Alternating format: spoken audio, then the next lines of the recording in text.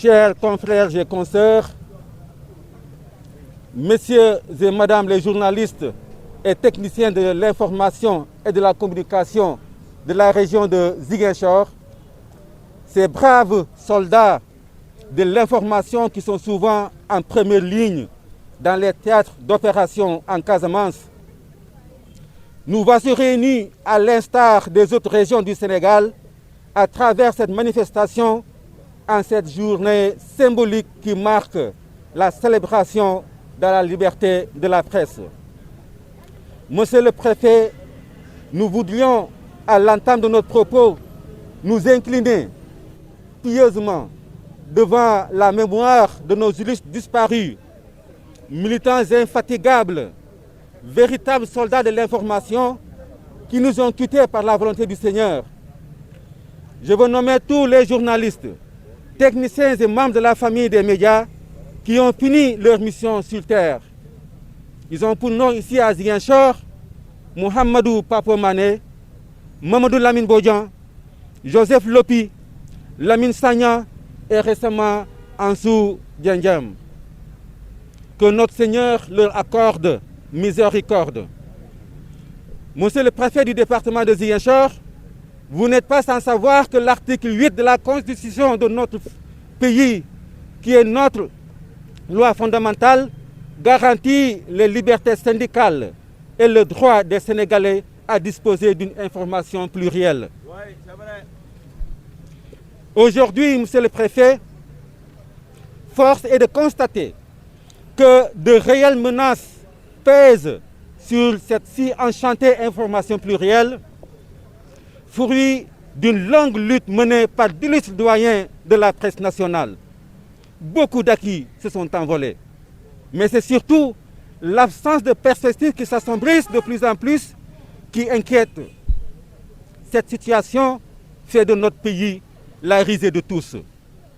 Ainsi, monsieur le préfet, permettez que je vous fasse part de tout notre désarroi d'avoir appris au mois d'avril dernier que le Sénégal, en lieu et place de la 47e place dans le classement de Reporters sans frontières en 2019, occupe désormais la 49e place, soit un recul de 2 places. Dans le concert des standards qui caractérisent les régimes démocratiques, nous avons ainsi vu l'image lisse et policière de notre pays prendre un léger coup de griffe. La question légitime est alors, pourquoi? Pourquoi le Sénégal, qui accueille la quasi-totalité des organisations internationales de la presse, qui ont leur siège africain, est subitement pointé du doigt comme n'étant plus à sa place? En autre réponse, monsieur le préfet, et sans faire dans la langue de bois, le Sénégal a reculé. Le Sénégal a reculé. Le Sénégal a reculé parce que la presse sénégalaise a fait l'objet de multiples agressions, le plus souvent restée impunie. La presse sénégalaise, qui jadis et très récemment encore faisait la fierté de tous, est aujourd'hui piétinée, agressée, menacée, attaquée et traînée dans la boue. Alors qu'habituellement, les quelques violations des droits des journalistes étaient rangées dans la rubrique d'incidents, à l'occasion notamment de déploiement de forces de l'ordre, aujourd'hui, les médias sont victimes d'un système de guérilla à la sève fasciste. On cherche à les faire taire. On cherche à les faire taire. On cherche aussi à les faire peur. Monsieur le préfet, au mois de mars dernier, le groupe Futurs Médias a fait l'objet d'attaques abjectes au cocktail Molotov. Des véhicules y ont été incendiés. Son personnel a dû se réfugier pour échapper à la furie qui aurait pu être meurtrière. Le quotidien national Le Soleil a également fait l'objet d'une tentative d'incendie et ses employés d'une tentative d'atteinte à leur intégrité physique. D'autres groupes de presse ont été la cible de tentatives d'attentats qui, heureusement, n'ont pu se réaliser grâce à la réaction des forces de l'ordre, mais surtout parce que le concert de désapprobation avait fini de gagner l'opinion. D'autres presses également ont vu l'État leur couper le signal. Ici à Ziguinchor, monsieur le préfet, nos confrères de la TFM ont fait l'objet de menaces inacceptables à telle enseigne qu'ils n'osent plus s'afficher en public avec leurs micros et caméras portant le logo de leur chaîne. Qu'ont-ils fait de criminels ou de délictuels au point d'être la cible de ces ignobles menaces? Absolument rien, monsieur le préfet, si ce n'est le fait de descendre sur le terrain de l'information avec comme seule arme micros et caméras.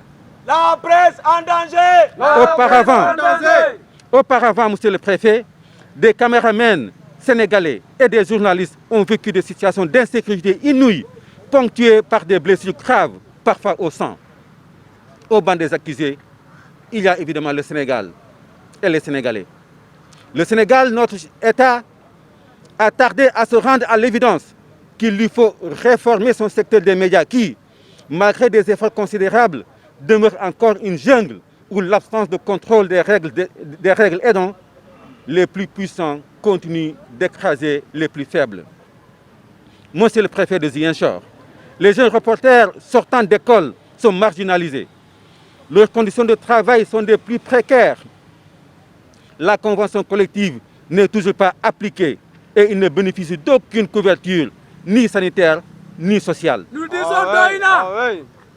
On ne parlera même pas de leur rêve légitime de pouvoir, comme tous les travailleurs, disposer un jour d'un logement décent, de pouvoir fruire de leur labeur et donc à leur retraite.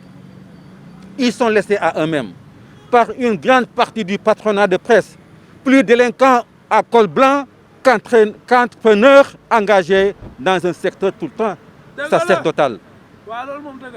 Que dire alors des correspondants régionaux des médias? Ils partagent tous le même sort. Ils sont exploités pour, à la fin d'une carrière très laborieuse, être jetés aux oubliettes.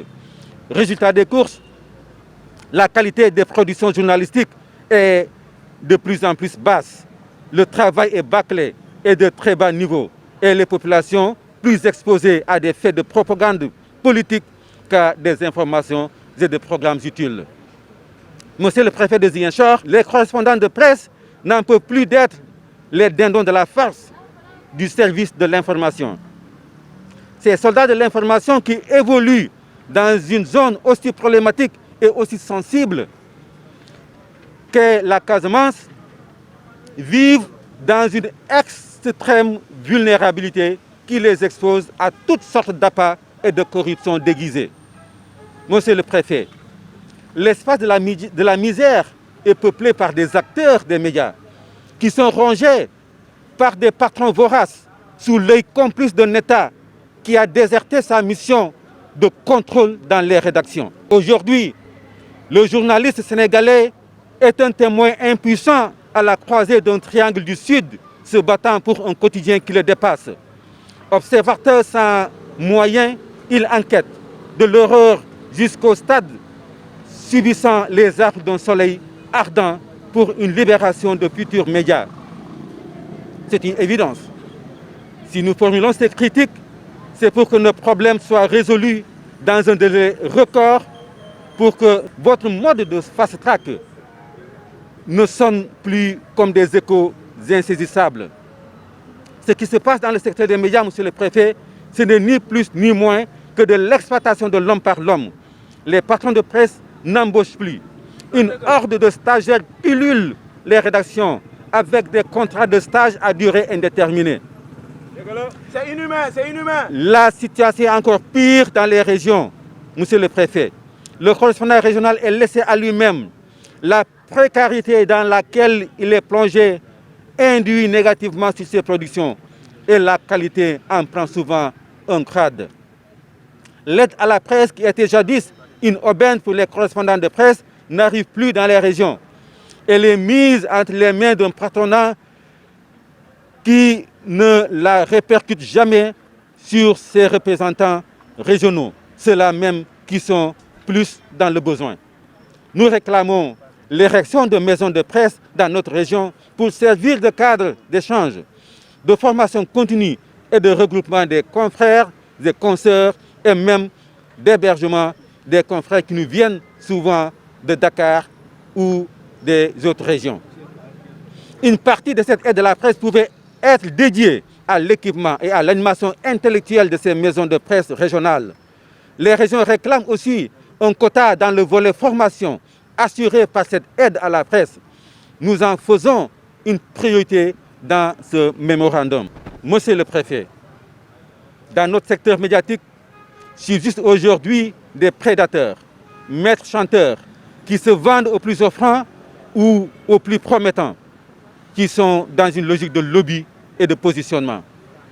Nous le voyons tous, monsieur le préfet, le secteur des médias doit faire l'objet d'une réforme en profondeur qui permettra de disposer d'entreprises fortes, bien dotées en ressources et pouvant, à la sueur de leurs innovations quotidiennes, renforcer la confiance du public et ainsi encourager des ressources. C'est à cette réforme que nous invitons l'État du Sénégal avec le projet d'assises des médias porté par les différentes organisations de presse du Sénégal. À l'issue de cette réforme, nous espérons un contrôle plus strict des conditions d'existence légale des entreprises de presse. Si elles s'y conforment, l'État devrait, en sus de considérer la presse comme un secteur prioritaire, veiller à ce qu'il s'y exerce un travail de qualité par des ressources humaines dont les besoins primaires en tant que travailleurs seront pris en charge. Vive le Sénégal, vive la presse.